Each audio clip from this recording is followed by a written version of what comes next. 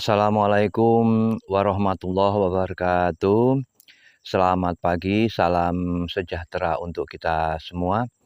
Halo teman-teman, sahabat petani, para subscriber dimanapun berada. Jumpa lagi dengan Lanusia Channel. Di sini saya akan berbagi tentang menggunakan pupuk tunggal ya teman-teman ya, dan akibatnya ya. Jadi teman-teman, semoga dalam keadaan tetap sehat, lancar segala urusannya, dimudahkan segala persoalannya ya.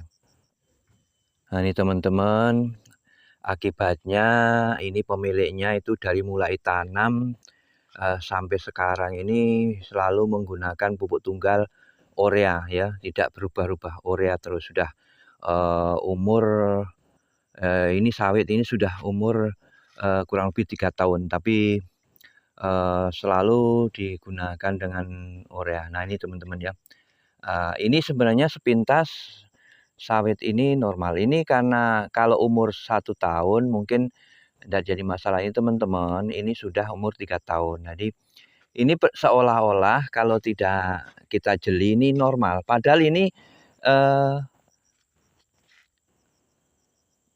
istilahnya itu faktor genetiknya ini kurang bagus nih. Andai kata ini dipelihara teman-teman ya, nanti sampai ngegrek pun ini buah-buah.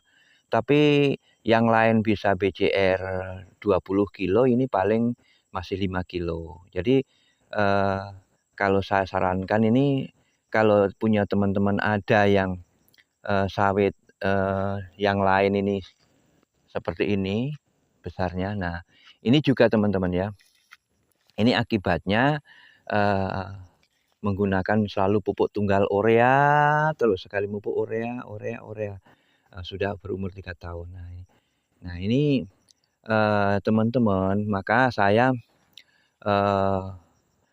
membuat video untuk TBM1 umur 5 bulan itu saya menggunakan pupuk majemuk dengan kandungan 12, 12, 17, 2 plus TE ya. Jadi saya ulangi, 12, 12, 17, 2 plus TE. Nah ini untuk mengantisipasi hal-hal yang tidak seperti ini ya, itu teman-teman ya. Nah ini sebenarnya ada sebagian mengatakan virus, tapi ini sebenarnya kalau pemahaman saya ini faktor kekurangan unsur mikro ya, terutama boron ya teman-teman, yang seperti ini. Ini karena sampai umur 3 tahun ini masih dipupuk urea terus teman-teman. Nah ini teman-teman, jadi nanti termasuk ini juga faktor genetiknya tidak normal teman-teman ya. Jadi teman-teman jangan sayang ya, kalau seandainya mempunyai sawit yang seolah-olah itu normal, padahal ini tidak normal. Nah ini karena resikonya kalau menggunakan pupuk tunggal. Tapi bukan berarti pupuk tunggal tidak baik teman-teman. Ini saatnya umur dari tanam sampai umur 3 tahun ini masih urea terus, tidak ada menggunakan pupuk lain. Nah, ini teman-teman ya. Jadi inilah teman-teman bisa perhatikan, ini saya tidak skip teman-teman ya. Ini apabila nanti teman-teman mempunyai kebun seperti ini, nah ini jangan selalu menggunakan pupuk urea terus teman-teman ya. Boleh menggunakan pupuk tunggal tapi diselang-seling. Jadi ada unsur fosfornya, ada unsur kaliumnya. Jadi nah ini teman-teman, ini salah satu penyebab karena seperti ini. Jadi ada sebagian petani menganggap ini atau penyakit ataupun kategori virus ya teman-teman. Kalau pemahaman saya ini karena unsur mikronya itu tidak tercukupi, terutama boron ya. Jadi kalau teman-teman nanti mempunyai kebun, jangan selalu satu pupuk aja urea terus, karena ini pemiliknya berpikir bahwa 0 sampai 3 tahun ini belum menghasilkan, ataupun 0 sampai sekian tahun belum menghasilkan. Jadi untuk apa dipupuk dengan NPK? Nah, jadi ini teman-teman ya, bukti nyata bahwa kita menggunakan pupuk ini harus benar-benar yang jeli. Nah ini apabila teman-teman mempunyai sawit yang seperti ini, jangan sayang teman-teman. Ini sih hidup. Ini tidak kena penyakit yang menonjol. Ini karena faktor genetik. Ini kerdil teman-teman ya.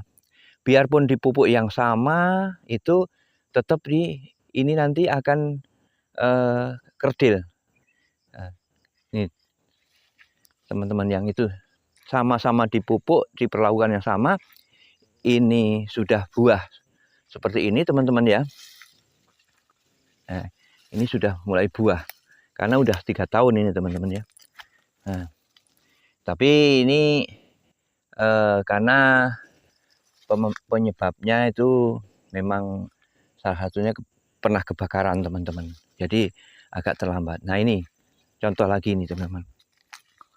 Jadi pentingnya kita aplikasi pupuk yang makro dan mikro ini mengantisipasi supaya tidak seperti ini. Boleh pakai pupuk tunggal. Saya bukan melarang pakai pupuk tunggal, tapi sawit itu intinya butuh kelangsungan hidup dengan unsur makro dan mikro. Ya, saya ulangi lagi, saya sudah jelaskan di video sebelumnya bahwa unsur makro itu terdiri daripada nitrogen, fosfor, kalium, dan magnesium. Unsur mikronya termasuk boron, mangan, ya termasuk di situ banyak yang kalau di 12, 17, 2 plus Te. Nah, Te itu kan elemen.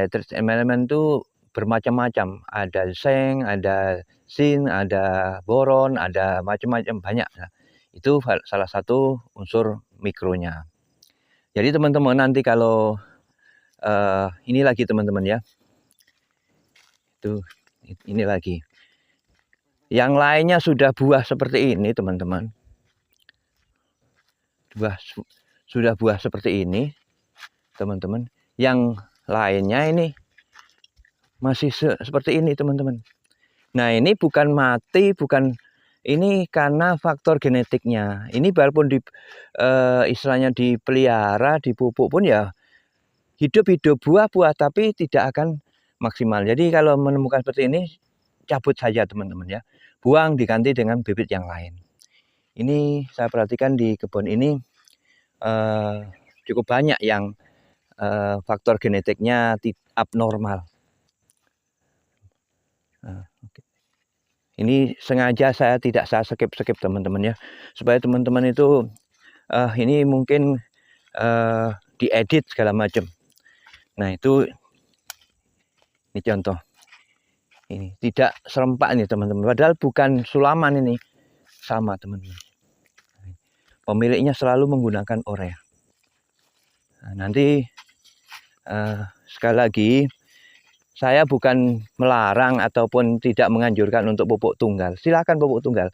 Tapi kebutuhan lebih lain kalau pupuk urea ya ada diselingi dengan pupuk SP36 ataupun rock fosfat ataupun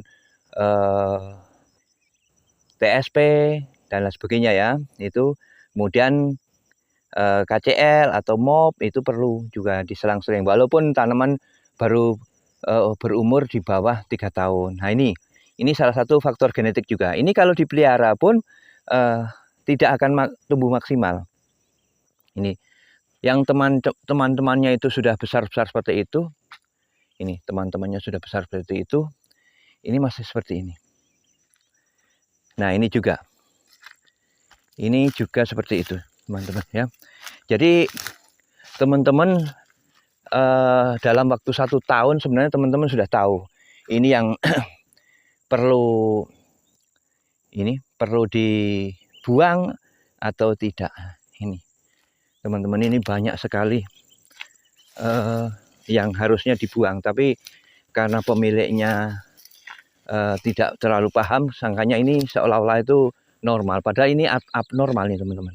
Yang lainnya udah besar-besar, ini masih segini. Seolah-olah normal teman-teman. Memang hidup teman-teman, tidak mati. Ini dipelihara pun buah.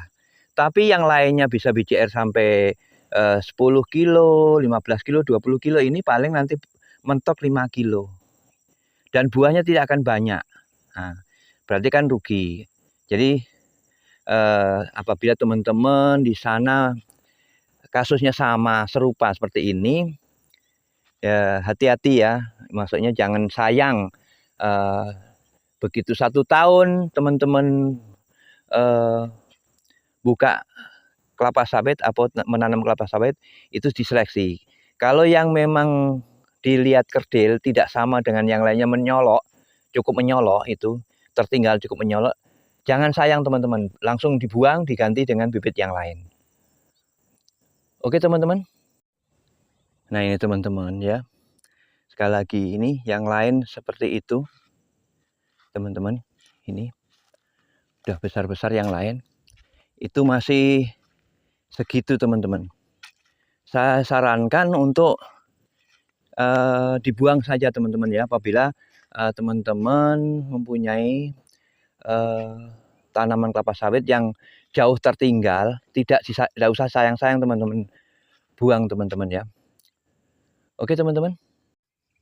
Teman-teman, sahabat petani, para subscriber dimanapun berada, kesimpulan video ini, jadi tanaman kelapa sawit dan tanaman-tanaman yang lain juga membutuhkan unsur makro dan mikro teman-teman ya.